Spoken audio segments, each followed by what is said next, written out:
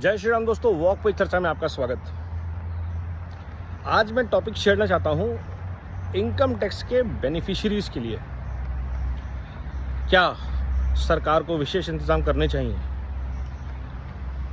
आज देश में 2 करोड़ लोग हैं जो इनकम टैक्स पे कर रहे हैं, उसमें से रिटर्न्स 6 करोड़ फाइल कर रहे हैं। उस 2 करोड़ में से 1 करोड़ लगभग सरकारी एम्प्लॉय होने चाहिए, स्टेट, सेंट्रल, रेलवे, आर्मी मिला के, आर्म फोर्सेस।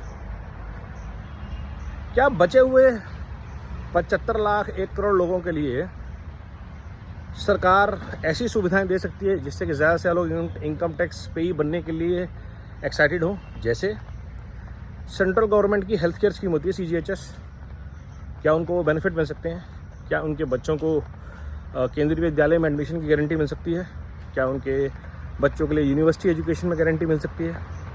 5% रिजर्वेशन मिल सकता है इनकम टैक्स पेयर्स के लिए।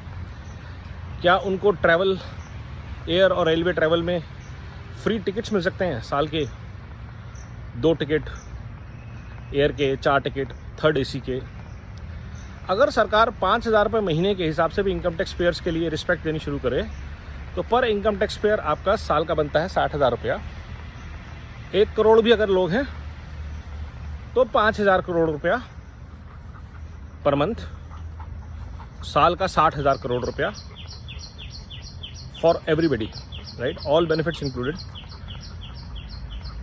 और उसके बाद इस 60,000 करोड़ की इन्वेस्टमेंट से आप देश में एक इनकम टैक्स का नया वर्ग तैयार कर सकते हैं जो 2 लाख करोड़ रुपया इनकम टैक्स देने को तैयार है, क्योंकि उनकी बेनिफिट्स ज़्यादा हैं compare to the taxes that they pay, visible benefits.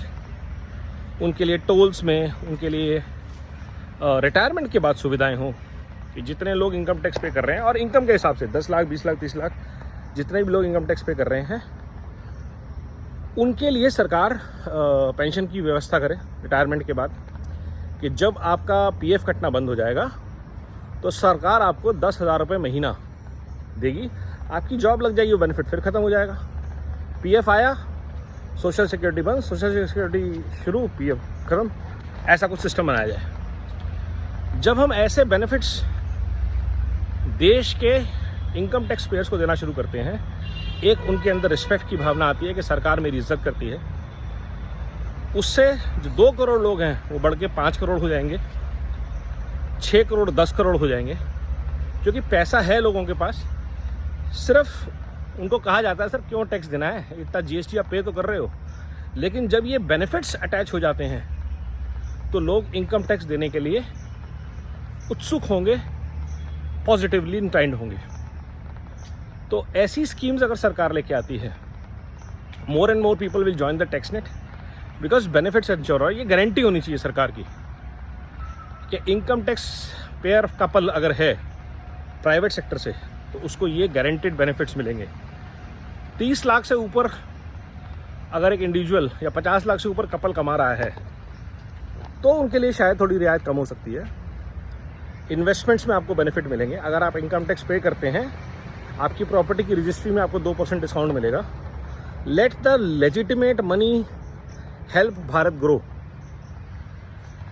Share market में, म्यूचुअल फंड में इनकम टैक्स पेयर्स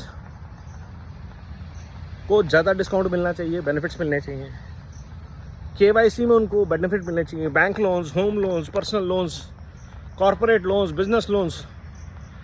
जिसका इनकम टैक्स रिटर्न 1 लाख रुपए से ज़्यादा का है साल का, उसको ये बेनिफिट्स मिलने ही चाहिए। 50,000 से ज़्यादा वाले वो भी को मिलने चाहिए। ऐसे ही कुछ बेनिफिट्स। चलिए, फ़्लाइट की टिकट नहीं देंगे, रेलवे लाइन की टिकट दीजिए। CGHS की scheme up to a certain value, but roll out these benefits and see the miracles come to Bharat as more and more people join the tax benefit regime. Nirmala Sitharaman ji, Narendra Modi ji, think tank, NITI Aayog, जितने भी economist हैं अच्छे जो सोचते हैं इन चीज़ों के बारे में, उन सब से रिक्वेस्ट, एक बार इस आइडिया को एक्सप्लोर करके देखिए।